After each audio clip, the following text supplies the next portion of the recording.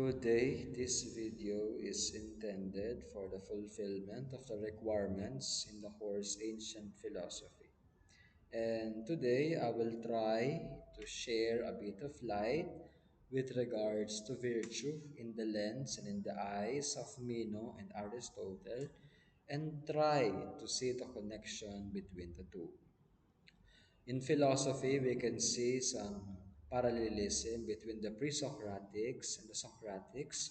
For example, here is Crito and Anaximander when it comes to justice, and Euthyphro when it comes to holiness, which can be related on how Heraclitus see Logos, the discovery of Logos, the ever present and ever being can be discovered.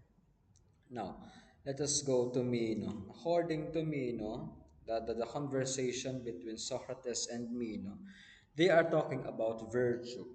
Virtue, is this something taught or practiced?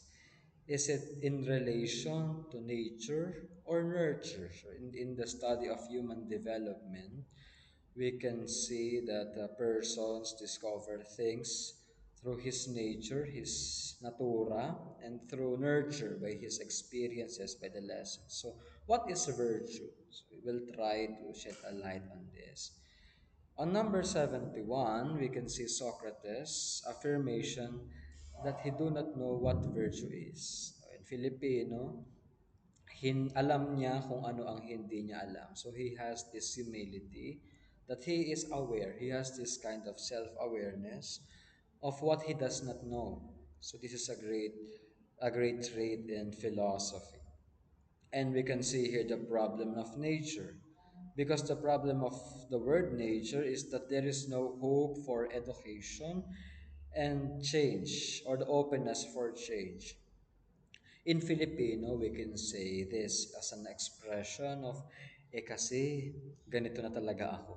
Hindi na ako mababago. This is me. So we can see here the attitude of being closed-minded, not open for the logos, not open for change, and not open for some truth, no, that one can encounter of it is what it is. So it is a kind of disruption, a kind of darkness in one's life. In number 72, we can see there that every act and time of life with reference to each separate function, that there is a virtue in each one of us and also vice.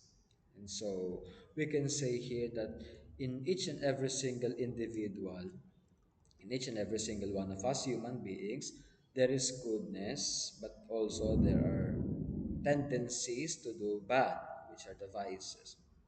And in this conversation with Meno, Socrates wants to ask Meno directly, what is virtue?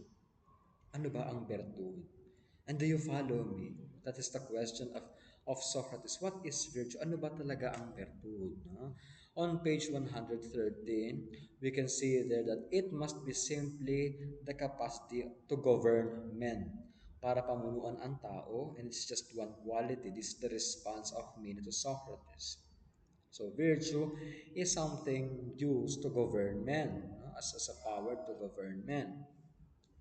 And in this conversation, so that they continue the conversation, and then Socrates is trying to ask him, what is virtue? Don't give me examples, no, give me the essence of virtue. Essence of virtue and not examples. So we can see here the value of the awareness, no? Ignorance. Walang taong alam ng masama, gagawin pa rin ito. So when someone does something that he is aware that is wrong, it is some sort of ignorance, a follow to the darkness. No? It is pagsunod sa kanya sariling pagkiling na hindi tinitingnan ang katotohanan na ang tama at mali sa kanyang buhay, na hindi pinipili ang kapwa, hindi tinitingnan kung ano ba ang nararapat. Kaya mayroong kadiliman. On page 119, again, Socrates asked, what is virtue? Lagi niya pauulit-ulitin niya sa kanyang conversation, sa kanyang usapan kay Mino, what is virtue? On page 121, we can see there that the soul is immortal. It is born many times, seen things here and the other world, and it is learned. Maraming alam ang kaluluwa. Nalalaman mayaman ang pagkaalam, ang pagkatuto ng kaluluwa. Ngunit ang problema ay ang pagkalimot. Nalilimutan ng kaluluwa ang kanyang nalalaman. Kaya ang solusyon dito is to recall. No? Mayroong some sort of recollection. Recollection. Okay, upang maarok ng tao ang kaalaman na kanyang nakamit noon pa lamang, kinakailangan niyang gumawa ng pamamaraan, paggalaw, effort, para maalala, to recall, recollection. In number 82, we can see there that there is no teaching. Ang pagtuturo ay hindi nag-exist, but only recollection of what has been known. Number 84, we can see there that Socrates is trying to explain to me, no, via a real life situation, no, by a slave boy, na ang kanyang kaalaman is a recollection, ay pag-alaala. Kaya maniniwala tayo na ang tao ay hindi bobo. Maaaring siya lamang ay nakakalimot sa mga bagay na alam na ng kanyang kaluluwa, ngunit tila baga nalimutan. Kaya dito kay Mino, makikita natin na ang virtue ay anamnesis.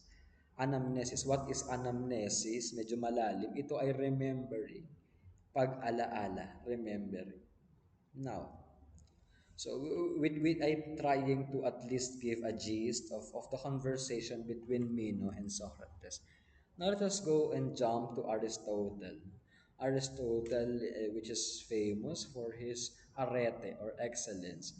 Now I will try to discuss his view on virtue in his Nicomachean Ethics, that actions are viewed, tinitingnan ang bawat paggalaw ng tao na mayroong purpose, na mayroong halaga, na mayroong dahilan. At ano ang dahilan nito? Ito ay nakaugnay sa kalikasan ng tao. At ano ang kalikasan ng tao? It is goodness, kabutihan, goodness. And so a good life, ang isang mabuting buhay, ay mayroong kasiyahan, ano? Mayroong hindi lang masaya sa pleasure, hindi. Ngunit kasiyahan dahil mayroong some sort of fulfillment. And Aristotle would call this eudaimonia. Eudaimonia, a sense of fulfillment. And ano ba ang susi sa mabuting buhay? Ano ba ang susi para makamit ang sinasabi nating eudaimonia? Ito ay ang virtue. No? Virtue. No? A virtuous life is the way, is the key to a good life. No? Ang isang buhay na maayos, ang isang buhay na puno ng mga puno ng kabutihan, puno ng mga bagay na naaayon, ay isang buhay na maayos at kasiyasiya. According to St. Thomas Aquinas, eudaimonia is divided into two: the Beatitudo Imperfecta and then the Beatitudo Perfecta. What does that mean? Beatitudo Imperfecta are the good things here and now. Ang mga mabubuti na mayroon tayo ngayon din na nandito sa ating corporeal bodies. While the Beatitudo Imperfecta is the good in the life beyond, in the life after. So these two are made, this eudaimonia leads us to the common good. The common good is needed to achieve eudaimonia. Kaya ang pagkakaroon pala ng isang buhay na fulfillment ay hindi lang para sa sarili, pero common good for all. No? Kabutihan. At paano ba magkaroon ng virtue? Kinakailangan ng paggalaw muli, no? Which is habit. Habit ay ang palaging pagpili, paggawa ng tama. So habits are works of man, gestures of man that leads him to goodness. So it is, we can say this as arete or excellence, and the number two is the golden mean. What is the golden mean to Aristotle? The golden mean is avoiding deficiency and also excess. tamang-tama lang, gitnang-gitna lamang, ano? Sinasabi ni Aristoteles na ang isang taong virtuous ay gumagawa ng mabuti ng malaya. Ginagamit ang kanyang kakayahan, ang kanyang kalayaan upang gumawa ng tama. At ginagawa niya ito ng tama at naaayon. Unang punto. At ikalawang punto, siya ay nakakakita at nakakaramdam ng kasiyahan sa paggawa nito. He finds delight in doing what is good, which he does it freely. That is a virtuous person, and that is virtue. Kaya ayon kay Aristoteles, ang virtud ay paggalaw. At anong paggalaw ito? Habits. Habits.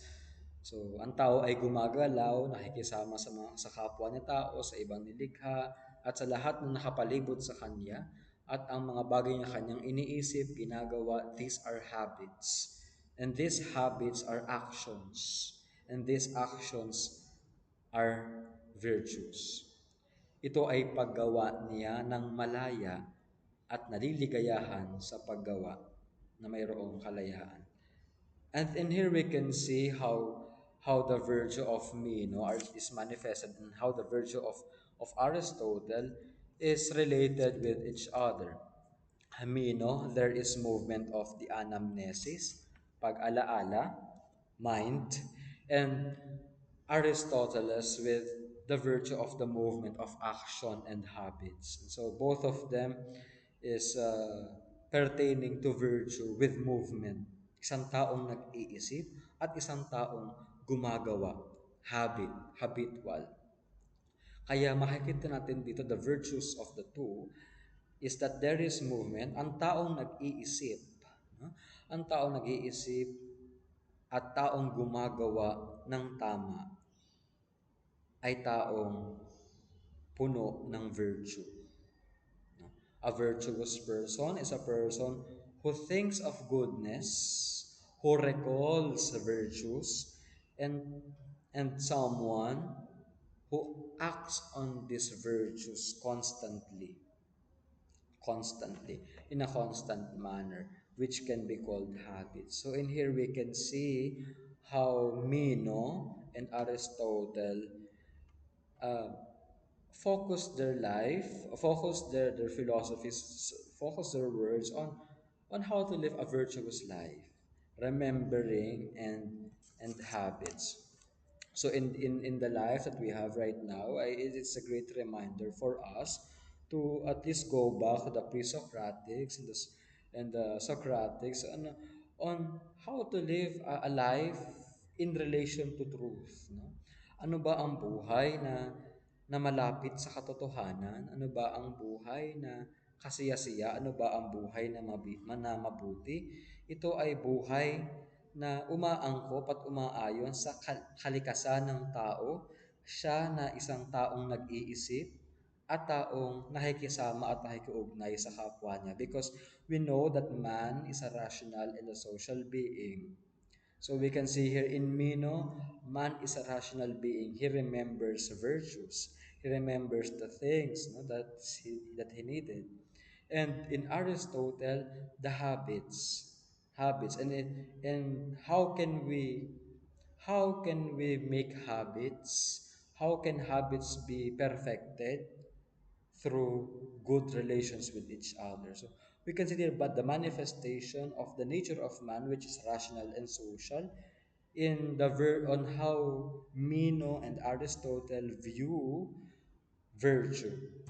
And so at least so I hope and I pray that this video, at least how much I tried, um, presenting how Meno and Aristotle view virtue, no?